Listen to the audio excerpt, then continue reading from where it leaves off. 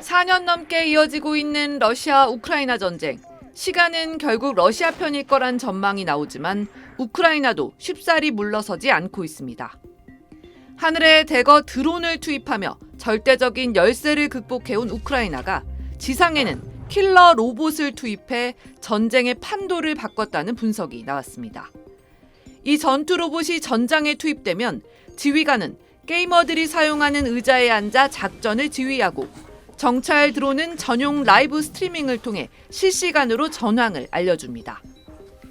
바퀴를 단 로봇 차량에 카메라 여러 대가 장착돼 있기 때문에 넓은 시야로 목표물을 조준할 수 있습니다. 휴식 없이 긴 시간 작전을 수행할 수 있고 이동할 때 소음도 거의 내지 않는 것도 로봇들의 큰 장점입니다. 폭발 반경인 10m 안에서만 로봇이 접근하는 소리를 들을 수 있어 러시아군은 우크라이나군의 로봇 군단을 조용한 죽음이라고 부르는 걸로 알려졌습니다. 우크라이나군은 올해부터 이런 로봇과 드론 같은 무인 장비로만 2만 2천 건에 달하는 임무를 수행했고 지난 4월에는 병력을 아예 투입하지 않고 로봇과 드론만으로 러시아군 진지를 점령하기도 했습니다. CNN은 우크라이나군이 올해 들어 매달 러시아군 사상자 3만 5천 명을 발생시킨다는 목표를 달성했고 러시아군의 총 사망자 수도 50만 명으로 늘었다고 전했습니다. 최근 우크라이나 동부의 러시아 전선에서 우크라이나군이 수행한 6차례 폭파 작전은 모두 로봇이 수행한 걸로 전해졌습니다. SBS 정유미입니다. 러시아 수도 모스크바 상공을 가로지르고 날아온 드론이 그대로 아파트를 들이받습니다. 드론 공격에 유류 저장소에서도 불길이 치솟습니다. 현지 시각 17일 우크라이나가 러시아 모스크바를 향해 드론 약 600대를 동원한 공습에 나섰습니다. 러시아는 드론 556대를 격추했다고 밝혔지만 대규모 공격에 방공망이 뚫리면서 최소 민간인 4명이 숨지고 10여 명이 다쳤다고 AP통신이 전했습니다. Вони свій район влади бережуть найбільше. Але українські далекобійні кроки вже це долають. 이번 공격은 최근 러시아가 우크라이나에 벌인 공격에 대한 맞불입니다. 지난 13일부터 이틀 동안 러시아는 드론 약 1,600대와 극초음속 공대지 미사일까지 동원해 우크라이나 전역을 타격했습니다. 드론 경납고와 발사대 등 152곳뿐만 아니라 아파트, 학교 등도 피해를 입었습니다. 수도 키이우에선 9층 아파트가 무너지는 등 최소 27명의 민간인이 숨졌습니다. 남부 헤르손 지역에선 인도주의 임무를 수행하던 유엔 차량이 피격당했습니다. 중재자 미국이 이란과 전쟁을 벌임과 동시에 러시아, 우크라이나 양국의 종전 협정은 멈춰버렸습니다. 푸틴 러시아 대통령은 지난 9일 전승전 열병식 기자회견에서 우크라이나 전쟁이 막바지라고 말했지만 우크라이나군의 드론 공습 우려에 열병식 규모를 예년보다 축소했습니다. Которая продолжается до сих пор. Я думаю, что дело идет к завершению, но все-таки это серьезная вещь. 전승절전 후 3일간 휴전을 끝낸 양국은 서로를 향한 공습을 더 거세게 이어가고 있습니다. SBS 유덕기입니다. 민간인 주거 지역의 주택들이 폭격을 당해 여기저기 무너져 내렸습니다. 소방대원들은 불길을 잡기 위해 안간힘을 씁니다.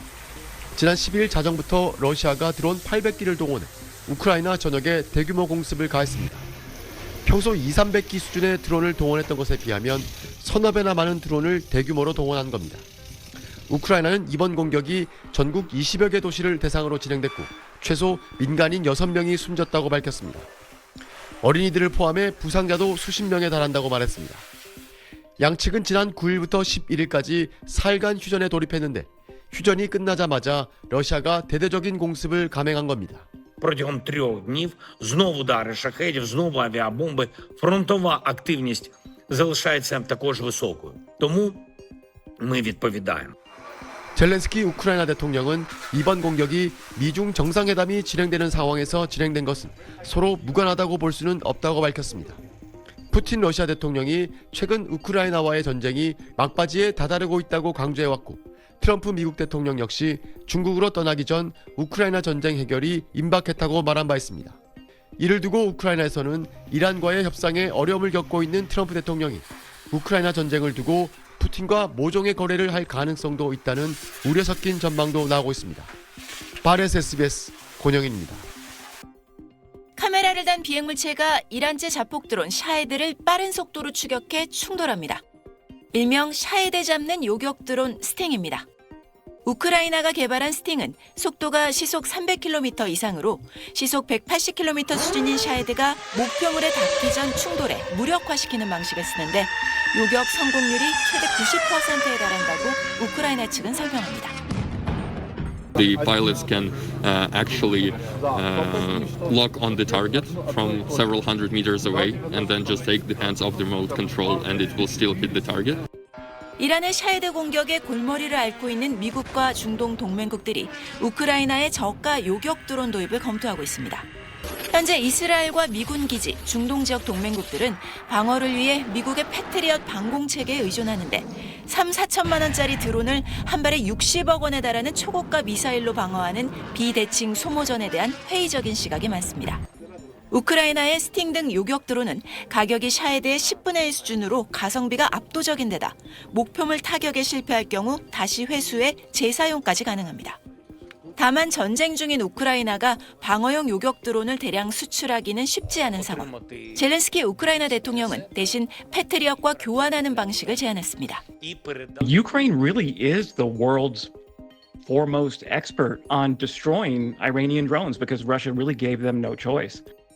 러시아와의 전쟁에서 드론 전술을 끊임없이 진화시켜온 우크라이나의 실전 경험이 이란의 드론 위협에 맞서는 미국과 중동의 방어 전략에도 새로운 변수로 떠오르고 있습니다. SBS 박상은입니다.